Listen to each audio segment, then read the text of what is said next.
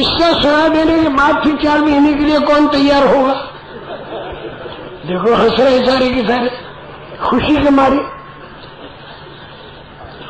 قصہ یہ ہے کہ مولانا یوسف صاحب رحمۃ اللہ علیہ عمرے کے لیے تشریف لے گئے۔ مولانا یوسف صاحب رحمۃ اللہ علیہ 2 عمرے کیے تھے۔ ان میں پہلے عمرے کے لیے آپ تشریف لے گئے۔ میرے کو یوں کہا مولانا نے کہ مولوی صاحب تم بھی ایک جماعت تیار کرو بمبئی والوں کی، اور تم بھی جماعت کے ساتھ پانی کے جہاز میں آ جاؤ عمرے کے لیے۔ 40 دن کا عمرہ تھا، 1 چلے کا۔ ہم لوگ چلے گئے، دودھ کی ڈیری تھی بمبئی میں، آرے ملک کالونی مشہور تھی، وہاں پر میں گیا اور جا کر ان ڈیری والوں کو جمع کیا۔ جمع کر کے میں نے کہا بھائی تم 1 چلے کے لیے میرے ساتھ عمرے کے لیے چلو۔ مولانا یوسف رحمۃ اللہ علیہ جا رہے، ہم بھی چلے۔ تو وہ ڈیری والے کہنے لگے ہم لوگ بے حد پریشانی میں ہیں، ہمارے کاروبار پر اتنی پریشانی ہے کہ جس کو ہم بتا نہیں سکتے۔ جتنے آپ لوگ بیٹھے ہو نا، ہر ایک پر کوئی کوئی پریشانی ضرور ہوگی، پریشانی کے بغیر کوئی نہیں رہتا۔ ان کا ملک کمشنر دودھ کا جو بڑا ہے وہ بھاؤ بڑھا کے نہیں دیتا، اور بھینس کا چارہ دانا سب مہنگا ہو چکا، لیکن بھاؤ نہیں بڑھاتا۔ ہم ایمان والوں کے اس کاروبار کو ٹھپ کرنا چاہتا ہے کہ ان کا کاروبار ٹھپ ہو جائے۔ ہم بڑے پریشان ہیں، لیکن جب تم آئے ہو تو ہم تم کو اپنے لڑکے دیتے ہیں، ہمارے لڑکوں کو لے جاؤ۔ میں نے کہا بھائی دیکھو، اینٹ کی جگہ روڑا نہیں لیں گے ہم، میں تو تم کو لوں گا۔ ان کا مولوی صاحب ہمارے لڑکے جو ہیں وہ 5-5 7-7 بچوں کے باپ ہیں، اور بعض ان میں دادا بھی بن گئے، تو چھوٹے بچے نہیں دے رہے تمہیں۔ میں نے کہا 5-7 بچوں کے باپ ہیں، لیکن تمہارے بھی بیٹے ہیں، تمہارے بھی بیٹے ہی ہیں نا۔ میں خود آیا تو تم کو لوں گا، اگر میں اپنے بیٹے کو بھیجتا تو تم اپنے بیٹے کو میرے بیٹے کے حوالے کر دیتے، کہ میں تو خود آیا ہوں۔ اخلاقی دباؤ ڈالا، وہ میں نے کہا نا، وہ اخلاق کی چاشنی اور کڑوی گولی اتر جاتا اندر۔ تیار ہو گئے 16 آدمی اور چل دیے۔ پانی کے جہاز میں ہم لوگ بیٹھے اور بحرین میں اترے۔ پانی کے جہاز میں ذرا چکر بکر بہت آیا، اور سیٹھیے لوگ تھے تو ان کو بیچاروں کو بڑی پریشانی ہو گئی، کبھی ایسا سفر کیا نہیں تھا انہوں نے۔ اب بحرین سے پھر ہمیں زہران تک جانا کشتی میں بیٹھ کر، اور زہران سے پھر بس کے اندر جانا مکہ مکرمہ تک، یہ سفر تھا ہمارا۔ انہوں نے کہا ہمارے بس میں نہیں، ہم تو بحرین سے ہوائی جہاز سے جائیں گے وہاں پر جدے تک۔ تو ہم نے بھی نرمی کر دی، زیادہ ٹائٹ رہنا ٹھیک نہیں، تھوڑا ڈھیلا بھی معاملہ رکھنا چاہیے۔ تھوڑا ڈھیلا معاملہ رکھنے سے زیادہ آدمی کام والا بنتا ہے۔ میں نے کہا اچھی بات ہے، پھر ایک جماعت خشکی سے جائے گی اور ایک جماعت ہوائی جہاز سے جائے گی، 2 جماعتیں بن گئی۔ اب وہ لوگ میرے کو یوں کہیں کہ تم کو تو ہمارے ساتھ ہوائی جہاز میں ہی چلنا پڑے گا، ہمارے پاس پیسے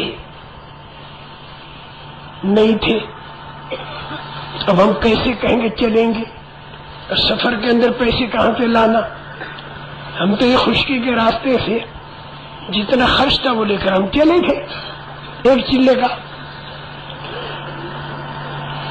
میں نے کہا بھائی دیکھو، ہم لوگ یہاں سے آئیں گے، تم ہوائی جہاز سے اڑ جاؤ گے، یہاں سے ہم ٹیلی فون کر دیں گے، تم کو اتارنے والے آ جائیں گے۔ کہ نہیں، ہم تو تمہارے ہی ساتھ چلیں گے۔ پھر ہمارے ایک ساتھی تھے جو میرے ساتھ اسکول کے پڑھے ہوئے تھے بمبئی میں، ابھی زندہ بھی ہیں، ان کے بیٹے کا تو انتقال ہوا کہ وہ زندہ ہے، وہ میرے پاس آئے تنہائی میں اور میرے کو ٹکٹ پیش کیا، وہ 300 روپے کا ٹکٹ بنتا تھا ہوائی جہاز کا، ٹکٹ میرے کو پیش کیا، بڑے سے میں ٹکٹ میری طرف سے ہدیہ لے لو۔ میں نے ان سے یوں کہا کہ میں ہدیے کے طور پر تو لوں گا نہیں، قرضے کے طور پر لوں گا، بمبئی جا کے پیسے واپس کر دوں گا۔ ان کا میں تمہارا ساتھی ہوں، میرا ہدیہ لینے میں کیا حرج ہے؟ میرے حرج یہ ہے کہ تم نے دیکھا کہ پھنس گیا تو چلو اس کو دے دو، جھک مار کے لے گا۔ بہت کوشش کی، میں نے کہا بھائی وعدہ کرو، ان کا اچھا وعدہ، میں بمبئی جا کے لے لوں گا، اور دے دی ہم نے۔ بمبئی پہنچ کر ہم ہوائی جہاز سے ان کے ساتھ اتر گئے جدہ۔ ایک چلہ گزرا، مولانا یوسف صاحب رحمۃ اللہ علیہ نے خوب وہ چلہ گزروایا، خوب زوردار تقریریں مولانا کی، ایمان کی بھری ہوئی، کہیں سے کچھ نہیں ہوتا، اللہ کرتا ہے۔ خوب چاروں طرف کام کیا، مکہ مکرمہ میں، مدینہ منورہ میں، جدہ میں، وہ ساری تقریریں میرے پاس لکھی ہوئی ہیں، کیونکہ ہمارا حافظہ اتنا امام بخاری جیسا نہیں ہے تو اس میں ہم لکھ لیا کرتے ہیں۔ لوگوں نے ہمیں لکھنے کو منع بھی کر دیا تھا، بعض ہمارے پرانے کاموں کہ قلم بند کرو، قلم بند مت کرو۔ ہم رک گئے، لیکن ہم پھر بیان نہیں کر سکتے تھے۔ مولانا اسلام ہفتے میں نے پوچھا، میں حضرت کیا کروں؟ کوئی تو کہتا لکھو، کوئی کہتا مت لکھو، میں پریشان ہوں، میرا حافظہ اتنا طاقت والا نہیں جو آپ کی باتوں کو میں بیان کر سکوں بغیر لکھے۔ مولانا اسلام رحمۃ اللہ نے فرمایا مجھے ضرور لکھو۔ پھر ہم نے لکھنا شروع کر دیا، اور مولانا نے بھی بڑا اہتمام کیا لکھوانے کا۔ یہیں اسی ملک کے اندر کوئی بڑے بڑے ملک کے جمع ہو رہے تھے، تو اس میں ہمارے قریشی صاحب رحمت اللہ علیہ نے فرمایا کہ آپ کے ساتھ آدمی زیادہ نہ ہو، ان کا کوئی ہو کہ نہ ہو، محمد عمر تو ہوگا، باقی کسی کو لینا ہو لو، نہ لینا ہو مت لو۔ اس کے اندر بھی ہمیں شریک فرمایا۔ راول پنڈی میں بیان ہو رہا تھا مولانا یوسف صاحب رحمت اللہ علیہ کا، وہ باتیں جو فرما رہے تھے وہ میں 150 مرتبہ دیکھ چکا تھا، تو میں نے قلم روک دیا۔ مولانا یوسف صاحب کی نظر پڑ گئی، فرمایا لکھتے کیوں نہیں؟ اب وہاں بے ادبی ہے یہ کہنا کہ 150 مرتبہ لکھ چکا ہوں۔ ہم نے لکھنا شروع کر دیا۔ اس کے بعد پھر میں نے کوئی بیان نہیں چھوڑا، چاہے کتنی مرتبہ کیا ہو انہوں نے، برابر میں لکھتا رہا۔ مولانا نے اتنا لکھوانے کا اہتمام کیا کہ جس وقت نظام الدین کے اندر ہم تھے سفر سے پہلے، تو ہمیں ایک ڈاکٹر صاحب نے بتایا کہ تو نماز فجر کی پڑھ کے استنجے وہ چلا گیا تھا، تو مولانا یوسف صاحب نے بیان شروع نہیں کیا، تو آ کے بیٹھا تب بیان شروع کیا۔ یہ مولانا کے انتقال کے 20 سال کے بعد مجھے معلوم ہوا، اتنا اہتمام کیا مولانا یوسف صاحب نے لکھوانے کا۔ ان کا بیان ان کی زندگی میں ایک مرتبہ دیکھنے کی میرے کو فرصت نہیں ملی، اتنی مشہوری، لیکن ان کے انتقال کے بعد پھر فجر کا بیان ہمارے حوالے ہوا،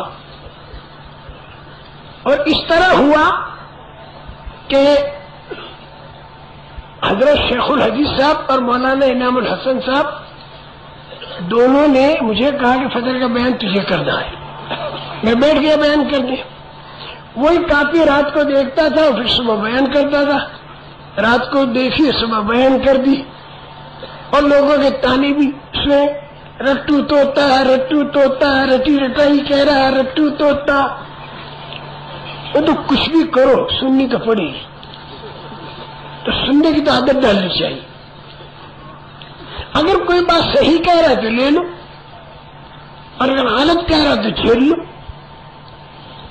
سمجھے ایسا ہو تو سمجھا دو، الجھ جاوے ایسا ہو تو چپ رہو. سب سے بڑی چپ کو کوئی نہیں پہنچ سکتا. اگر سمجھے ایسا ہو تو سمجھا دیا جائے تنہائی میں، اور جگہ جگہ سمجھانے جاؤ گا پھر یوں کہے گا پھر ہم یوں کہیں گے تو پڑے رہو بحث کے اندر. تو ایسے موقع پہ چپ. مولانا شیخ الحدیث صاحب رحمۃ اللہ علیہ 7 دن تک مراقبہ کر کے پورے بیان میں بیٹھے. 7 دن پورے بیان میں. پھر انہوں نے سہارنپور جانا تھا تو مولانا انعام الحسن صاحب سے فرما گئے کہ تمہیں بیان میں پورے میں بیٹھنا ہے. 7 دن مولانا انعام صاحب بھی بیٹھے، شیخ الحدیث صاحب چلے گئے، مولانا انعام صاحب بیٹھتے رہے. 2 مہینے تک برابر بیٹھے. پھر شیخ الحدیث صاحب تشریف لائے. بیان میں 3 دن تک بیٹھے مراقبہ کر کے اللہ کی طرف متوجہ ہو کر. اس کے بعد پھر حضرت مولانا انعام الحسن صاحب سے یوں کہا کہ بات جو ہے وہ اللہ کے فضل سے چل پڑی، اب تمہارے بیٹھنے کی ضرورت نہیں ہے. پھر مولانا انعام الحسن صاحب نے بیٹھنا پھر بند کر دیا. میرے محترم دوستو، مکہ، مدینہ، جدہ خوب زوردار بیان مولانا یوسف صاحب رحمۃ اللہ علیہ کی، اور ہم نے وہ سارے بیانات لکھ دیے. اب جانے کے وقت آئے ہندوستان واپسی کا، تو وہاں پر مکہ مکرمہ کے اندر ایک مدرسہ سہولتیہ ہے، آپ لوگوں نے نام سنا ہوگا اس کا. اس کے اندر مولانا یوسف صاحب رحمۃ اللہ کا زوردار بیان ہوا، اور سارے یہ ہم 200-300 آدمی تھے وہاں جمع تھے، یہی سارے عمرے میں جو آئے ہوئے. زور سے بیان کر کے یوں کہا چلہ تو تم لوگوں نے یہاں دے دیا، 2 چلے کسی اور ملک میں دے دو. اب وہ سارے ایسے تھے کہ جن کی جیبیں جواب دے چکی تھی، سب خرچہ اتنا ہی لائے تھے.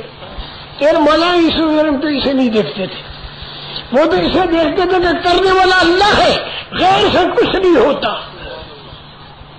ان کے یقین پر تذکیریں ہوتی تھی. یہ لوگوں نے نام لکھوانے شروع کر دی، جو سامان امن خریدا ہوگا بیچ دیں گے یا قرض لے لیں گے، جو کچھ بھی. اچھا، میں آرے ملک کالونی والوں کی تشکیل میں لگا ہوا تھا کہ تم لوگ 2 چیلے بڑھا دو. وہ لوگ کہہ رہے مولوی صاحب تار پر تار، فون پر فون آ رہے ہیں ہم پر، اور ملک کمشنر بہت پریشان کر رہا ہے. ہمارے لڑکے خوشامد کر رہے ہیں کہ جلدی آ جاؤ ابا جان، 40 دن پورے ہو گئے ہیں، اللہ کے واقع آ جاؤ.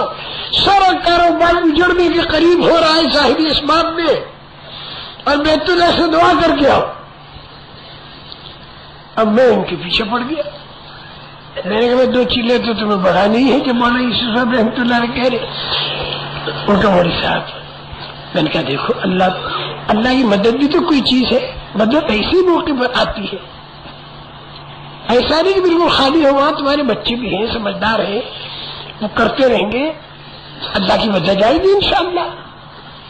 انہوں نے بھی 2 چلے بڑھا دیے. میں زور کی تشکیلیں کر رہا تھا، کسی نے میرے کندھے پر ہاتھ رکھا. میں پیچھے مڑ کے دیکھا ہی نہیں کس کی ماں نے دودھ پلایا جو میرے چلے کا 3 چلہ کرا بھی. جب مولانا یوسف صاحب نے چلہ طے کیا ہے تو کون مرد ہے جو میرا 3 چلہ کرا دے گے؟ ہم اس میں تھے. لیکن جو پیچھے دے رہے تو خود مولانا یوسف صاحب تھے، اور مجھ سے میرے بارے میں فرمایا کہ سارے پاکستان کے اور ہندوستان کے سب لوگوں کا مشورہ یہ ہو رہا ہے کہ تم مصر چلے جاؤ. ہماری بھی پیر تلے کی زمین سرک گئی. جو ہم دوسرے سے کہتے تھے کہ کرنے والا اللہ ہے، کرنے والا اللہ ہے، تو جو کہتا ہے کرنے والا اللہ اس پر بھی آتی ہے کہ اب بھی کرنے والا اللہ ہے. یہ ذہن میں ہے کہ نہیں ہے؟ یہاں اللہ حفاظت کرے، ہم کمزور لوگ ہیں. اب میں بہت پریشان، اگر نہ کہوں تو بوڑھوں کے بات کا نہ کہنا بھی اچھا نہیں. اور اگر ہاں کہوں تو جیب خالی تھی. اب میں کچھ سمجھ ہی نہیں سکا. میں نے یوں کہہ دیا اچھا میں تیار ہوں. اس کے بعد میں پھر ہم بیت اللہ شریف میں تو گیا اور طواف کیا. اب طواف کر کے بیت اللہ کا پردہ پکڑا. ایک بات تمہیں بتا دوں، جو اللہ بیت اللہ پر دعا قبول کرتا ہے وہ اللہ یہاں پر بھی دعا قبول کرتا ہے. یہ میرا نظریہ ہے، میرے دل میں بیٹھی ہوئی ہے. جیسے مکے مدینے میں جی لگا کے دعا مانگتا ہوں، سچ کہتا ہوں کہ یہاں پر بھی اسی طرح جی لگا کے دعا مانگنی چاہیے. بیت اللہ تو وہی رہ گیا اور محمد صلی اللہ علیہ وسلم بھی وہی رہ گئے، لیکن قرآن جو ہے وہاں بھی تھا، یہاں بھی تھا اور یہاں پر بھی ہے، ہمارے پاس ہے. اور اللہ ہر جگہ ہے. خوب رو رو کر اللہ سے دعا مانگی کہ اللہ چپکے سے کہ میرے پاس 600 ریال ہے نہیں، مصر کا خرچہ 600 ریال کا ہے، تو غیبی انتظام کر، اور ایسا غیبی انتظام کر کہ میرا ہاتھ ہمیشہ یوں رہے، دینے والا ہاتھ رہے، میرا ہاتھ یوں نہ رہے مانگنے والا. خوب اللہ سے مانگنا، یہ کرنے والا تیرے لیے کسی سبب کی ضرورت نہیں. پھر میں وہاں سے حرم سے باہر نکلا تو ایک صاحب آئے، واقعی بڑے تاجر. انہوں نے آ کر مجھ سے یوں کہا کہ مولوی صاحب میں تم کو 600 ریال ہدیہ کرنا چاہتا ہوں. انہیں ہمارے اس مشورے کو کچھ پتہ نہیں، وہ اتنا زیادہ لگے ہوئے بھی نہیں، وہ آئے ہوئے بھی ہیں، ڈرائیونگ کے اجتماع میں آئے تھے، وہ چلے گئے ہوں گے، انہیں پتہ بھی نہیں بالکل. انہوں نے کہا 600 ریال میں تم کو ہدیہ کرنا چاہتا ہوں. میں نے کہا دیکھو حاجی صاحب میرے 600 ریال کی ضرورت تو ہے، لیکن میں ایک شرط کے ساتھ لوں گا. یہ ریال بطور قرضے کے لوں گا اور میں آپ کو واپس کروں گا. ان کا دیکھو تم نے مانگا نہیں اور تمہارے دل میں اشراف بھی نہیں ہوا، میرے بارے میں تمہیں وہم و گمان بھی نہیں تھا، اور مجھے پتہ بھی نہیں تمہیں کیا ہے، کیا حرج لینے میں. میں شرط میں واپس کروں گا، یہ قرضے کے طور پر لوں گا. ان کا اچھا لو قرضے کے طور پر.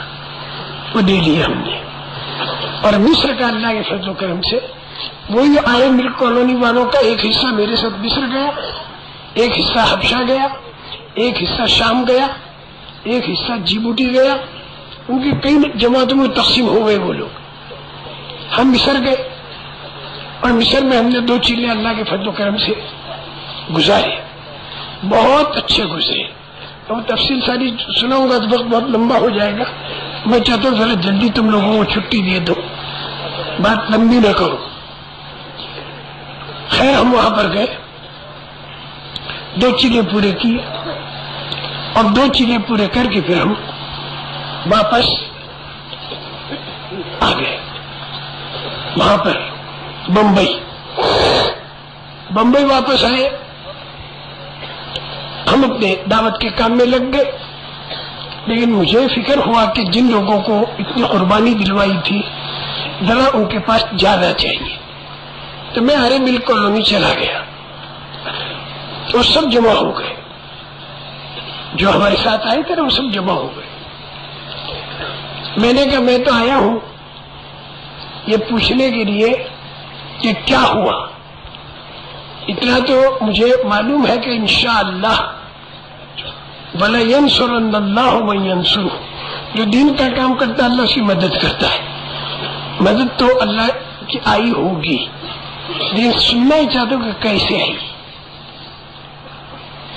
یا آئی کہ نہیں آئی. کیونکہ بعد میں مدد اللہ دیر سے لاتے، جلدی نہیں لاتے، رلاتے بہت ہیں. خوشنما ید نالے شبھائے تو ذوقہ دارم بازاری آئے. تو تیرا رات کا رونا ہم کو بڑا اچھا معلوم ہوتا ہے. جب تو رات کا روتا ہے تو ہمیں بہت ہی خوشی ہوتی. تو میں نے پوچھا بھائی مجھے مدد آئی ابھی تک مجاہدہ ہی چل رہا ہے؟ تو یہ عمر صاحب آ گئی مدد. تو ان کو بتاؤ کیسے آئی؟ انہوں نے یوں کہا کہ ملک کمشنر نے بھاؤ بڑھایا نہیں، ہمارے لڑکوں نے بہت کہا لیکن اسے نہیں بڑھایا،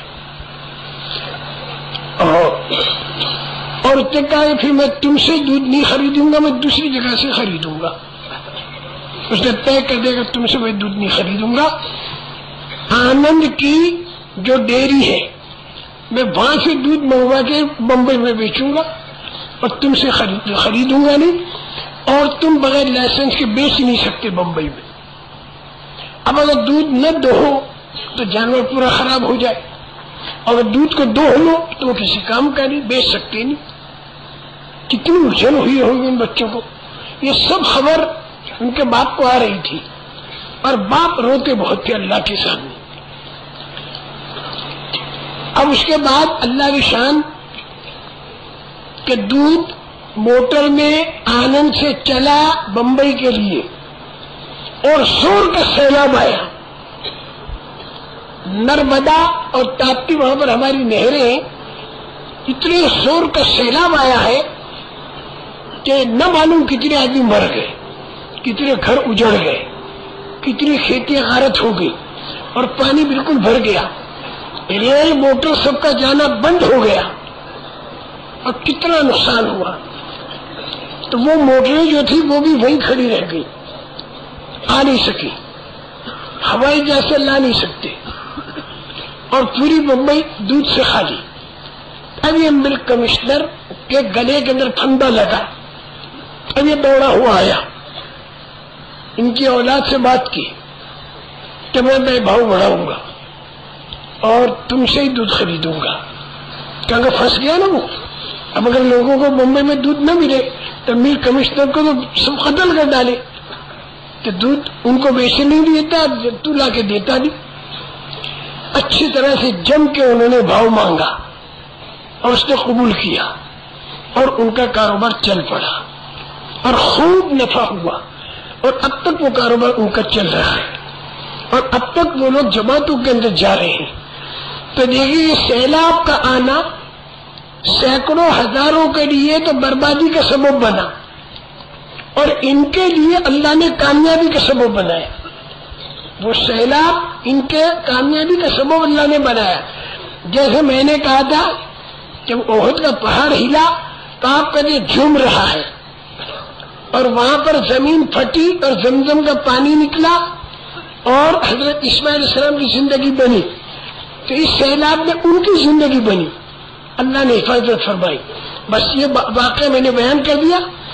اللہ کی مدد قیامت تک برابر آتی رہے گی، لیکن غیب پر یقین کر کے ظاہر کے خلاف اللہ کا جو وعدہ غیبی ہے اس پر یقین کر کے اپنی جی چاہی کے خلاف اللہ کا حکم جو ہے اس کو پورا کرنے کے لیے آدمی تیار ہو جائے تو آمن و عمل صالحات دونوں باتیں ہو گئی تو پھر اللہ پاک کی مدد آئے گی.